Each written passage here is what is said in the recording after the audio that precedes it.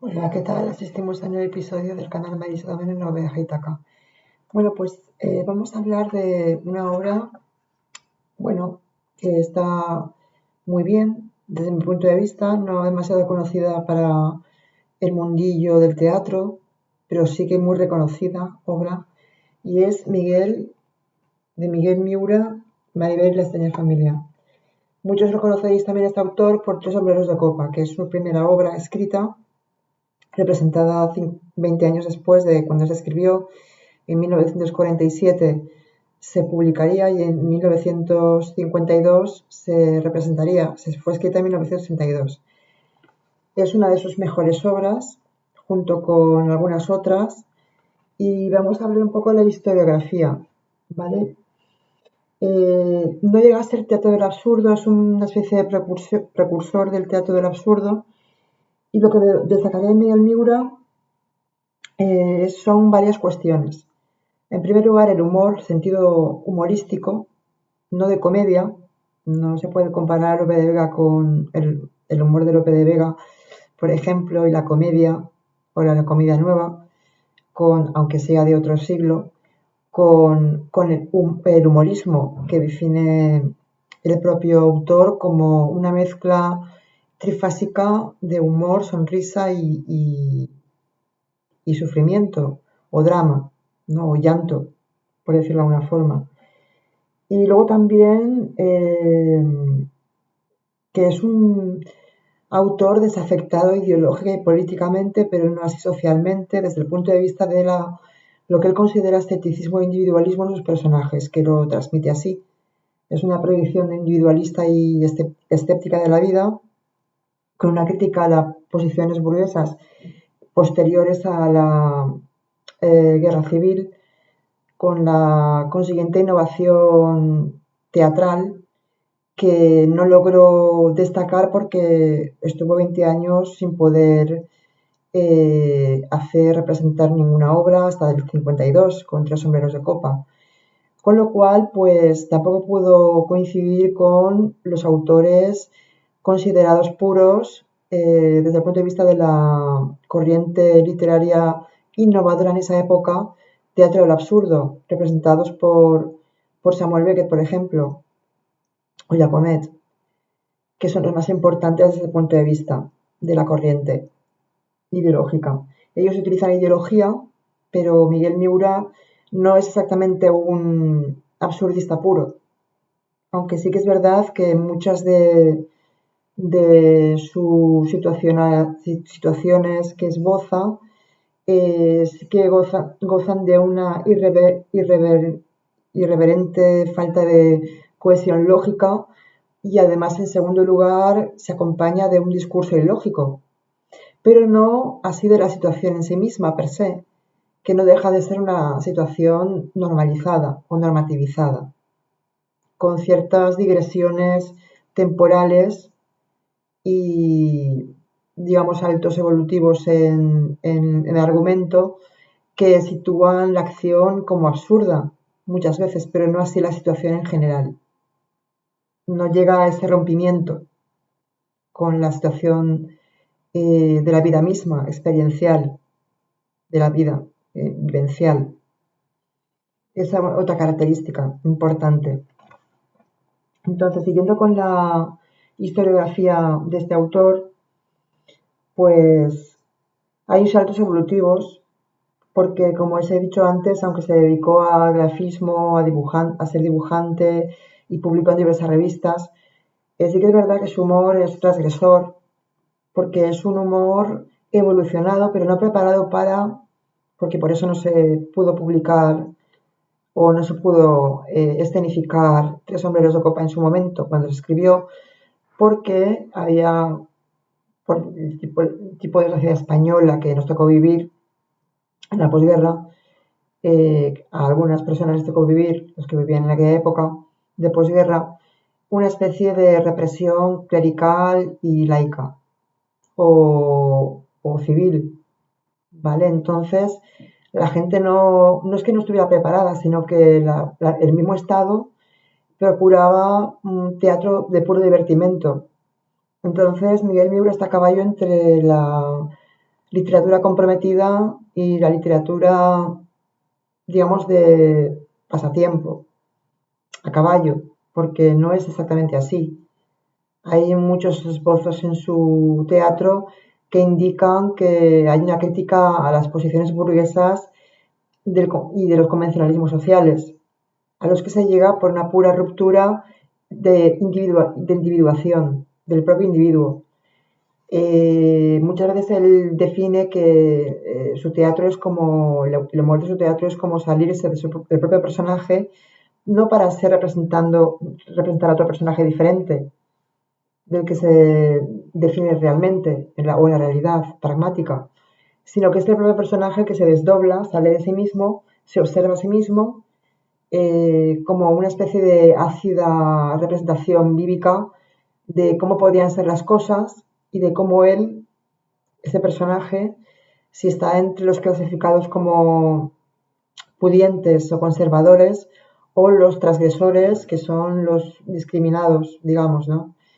Y también se enfrenta al rol diferenciador entre hombre y mujer y sociedad y convencionalismo social frente al colectivo, frente a esa sociedad que representa un colectivo que pues se diferencia de las clases pudientes y aburguesadas porque no tiene más remedio que desligarse de su propio destino un poco predeterminado o determinista.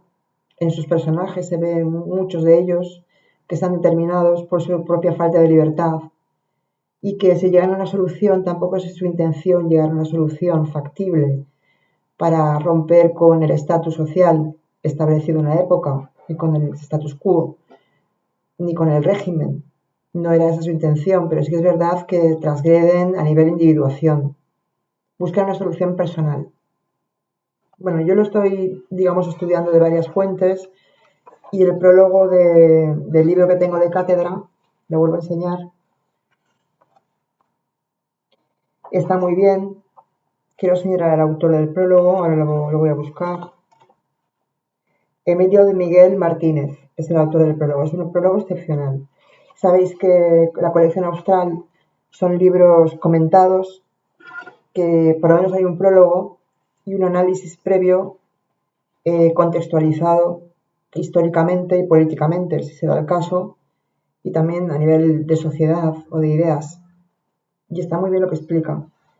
Luego, esos intervalos de tiempo en los que hay una diferenciación en algunos rasgos teatrales y dramáticos de su vivencia, porque bueno, hay que recordar que es hijo de autor, de actor y de representante teatral. Entonces ha vivido bajo el telón o bajo los escenarios de manera directa. Y sufrió también esa carga de no poder romper con los convencionalismos historicistas y políticos de la época, no haciendo críticas frontales, porque había mucha censura, porque había mucha carga de represión debido a la política que estaba efectuándose del régimen de Franco. Y eso también es un motivo para que la gente no pudiera disfrutar de un teatro verdaderamente rupturista o transgresor. En algunos aspectos lo es, porque está a caballo entre el compromiso y la representatividad humorística o de pasar el tiempo. Digamos que hay obras que están más comprometidas que otras. Y Tres sombreros de copa es muy significativo, una significativa obra, porque la absurdidad del personaje que pues está en un hotel esperando casarse y esperando a la novia, cuando conoce en la sala de al lado, en la habitación de al lado, por resumir muy brevemente, que hay una comparsa de unos actores que están haciendo una fiesta, conoce a una chica y al novio que son pues actores de cabaret, y entonces él mantiene una relación con la chica, pero no contiene eso una transformación férrea y estructural de la situación, porque él quiere cambiar de vida, pero se lo piensa, o lo que hace es probar, pero luego a nivel individuación, a nivel personal, busca la solución en, bueno, ahora me he hecho una canita al aire y luego me voy con mi amada, con la que estaba prometido, porque los personajes burgueses de la alta burguesía, como es el padre de ella, hacen mella. Y eso es una cosa que él critica, ¿no? La falta de libertad para poder hacer frente a esos sesgos ideológico-políticos de la época. Sí que es verdad que hay una crítica social en algunos aspectos, no frontales, pero sí nodulares en algunos momentos. En 1932 publica Tres sombreros de copa, estrenada en 1952. Luego en 1939 Vive lo imposible. En 1946 El caso de la mujer asesinadita, que también es muy famosa esta comedia. El caso de la señora estupenda, el caso del señor vestido de violeta, La canasta, Mi adorado Juan en 1956, Carlota, Melocotón en almíbar, Maribel y la extraña familia, que es el libro que me estoy leyendo, que es este que os he enseñado, etcétera, ¿no? El señor de Murcia, que se representó también pues hace unos 20 o 30 años no sé si fue en Estudio 1 o en la primera, cuando estaba la primera, la VHF, la decente, Solo el amor y la luna traen fortuna, etcétera, ¿no? Entonces, el mundo dramático de Miura, aparte de que expresa su desconexión política, pero no subraya un desinterés por los temas sociales, necesariamente, como hemos subrayado. Y bueno, hay una característica de este libro, y es que, por hablar de la sinopsis, es una prostituta que conoce Marcelino, que es el coprotagonista, junto a su madre y a doña Paula, su tía, con las que convive temporalmente. Con su madre tiene una fábrica en un pueblo de Cuenca y van a visitar a su tía Paula, que es una señora mayor, pero bueno, son personajes que se les perdona la falta de transgresión o de cambio. Algunos consiguen cambiar, otros no. Dependerá de las épocas y de la cronología y de las publicaciones, del teatro que se va haciendo, cronológica y evolutivamente, porque hay cambios, pero algunos transgreden y otros no a su situación personal. En este caso, Maribel sí que transgrede, porque logra casarse se supone, al final, en el tercer acto, son 3 actos casi siempre todas sus comedias, eh, con acotaciones que hablan tanto de la acción del lugar como de los sentimientos y de las emociones. Y hay muchas descripciones exhaustivas, ¿vale? De lo que es el foro, de lo que es el escenario, de lo que es el decorado y de lo que son las idas y venidas de los personajes. Y a nivel situacional también hay una descripción, muchas veces extensa. No se divide en escenas, pero sí que es verdad que hay cortes y las acotaciones ayudan a que los cortes sean progresivos o intermitentes, pero que no sean bruscos, sino que hay una argumentación gradual definida. Son situaciones de la realidad, no como el teatro de Samuel Beckett o Esperanza Godot, por ejemplo, ¿no? Que hay una transgresión de la representación teatral dramática, una ruptura total, con un solo personaje, etcétera, con una escenificación fuera de lo común. No sería una forma parte de la vanguardia del teatro del absurdo, pero sí un precursor. Y muy importantes rasgos de absurdistas.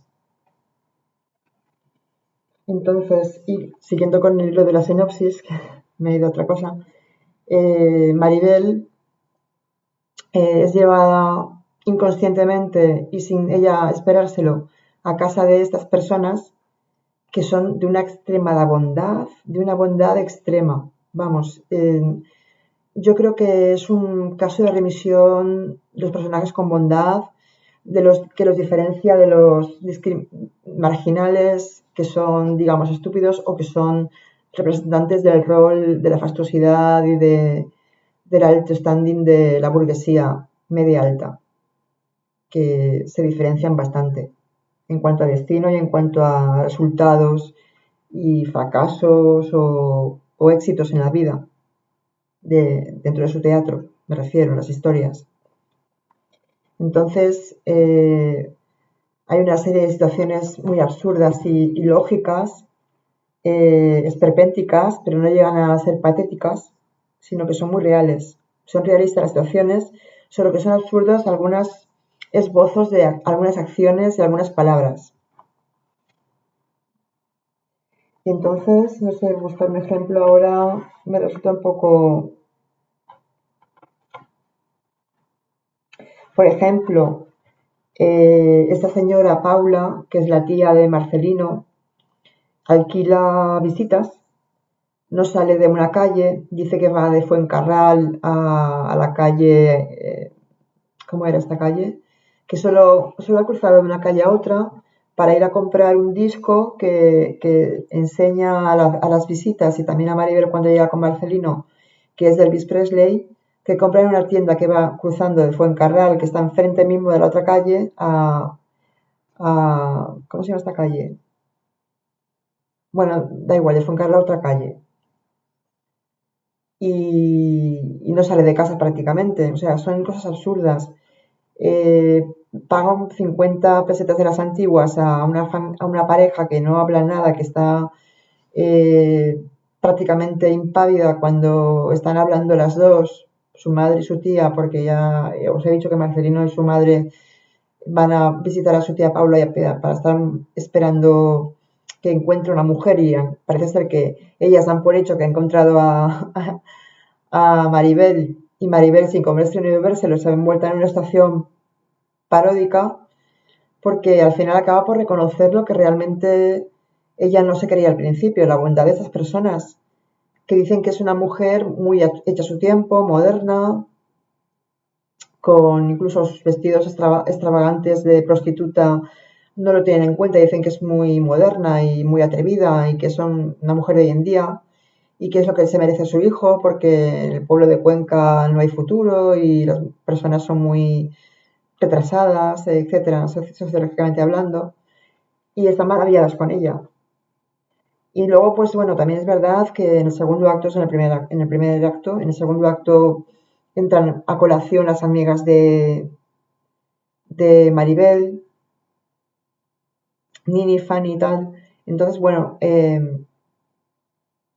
siempre son elementos disgregadores y al mismo tiempo aliados, que al final acaban por intentar ayudarla, porque también se dan cuenta de la bondad de esas mujeres y de incluso del médico personal de doña Paula, que Maribel le pregunta incluso, ¿esas personas están locas? Porque, claro, no le va a decir abiertamente que es prostituta porque no se atreve, porque como ve que la aceptan incondicionalmente, y el médico, ¿cómo puede usted pensar eso? Y ni yo tampoco estoy loco. Es que esas personas son muy buenas y a veces parece que la gente buena esté mal de la cabeza, que la gente lo piense, pero no, es que son realmente buenos. Y al final, lo obvio llega por los hechos prácticos, pragmáticos, porque ella llega a creérselo, porque ve la realidad, que no es una parodia ni una pantomima, que son así realmente. Esos son los roles de remisión que otorga a esos personajes de Maribel y la extraña familia, el autor Miura, para justificar las acciones de, pues un tanto estrafalarias, digamos, ¿no? Pero que no dejan de tener un contexto, un contorno real, realista. Por eso no está todo el absurdo puro, aunque es un precursor, como os decía antes. Y bueno, este médico le dice eso. Entonces Maribel acaba ya por pasar una vicisitud, dudas, etcétera, se enfada con el novio, pero luego vuelve otra vez y acaba bien. Es una de las pocas comedias en las que el personaje logra transformación vital, ¿vale? Bueno, yo no sé qué más deciros porque no quiero desvelaros el argumento. Así os he dicho algún spoiler fundamental, pero no creo que os impida leer el teatro, la obra de teatro. Se lee muy rápido. El primer acto me lo leí en media hora. El segundo también. se lee prácticamente en 2 horas esta obra de teatro. Y es muy rápida, muy dinámica y no deja de ser en algunas otras obras de Miguel Miura que no haya fracaso y que no haya sufrimiento. Eso no quiere decir, no quita lo bailado, ¿no? Una cosa no quita la otra. Pero es un humor muy complejo, de innovación, como él lo llama, humorístico, no de comedia. Y ya por no desgranaros mucho más, yo os recomiendo encarecidamente Maribel y la extraña familia, Tres sombreros de copa y otras obras suyas que os acabo de mencionar, ¿vale? Y a mí me ha encantado la obra de teatro.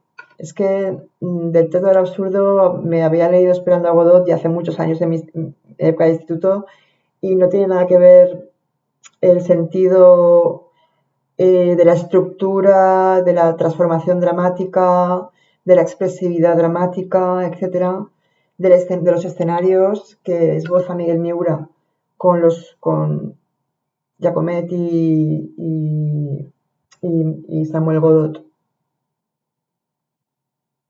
Samuel Beckett, que diga, perdón. Con Esperando a Godot, que es lo que me leí de él.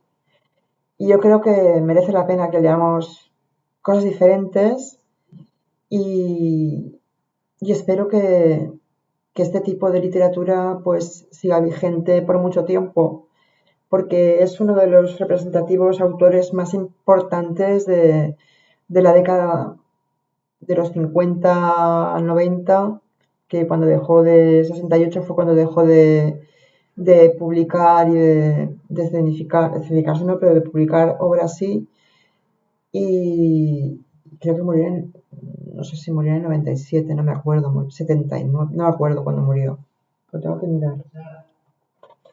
Así que espero que os haya gustado, un saludo y hasta la próxima.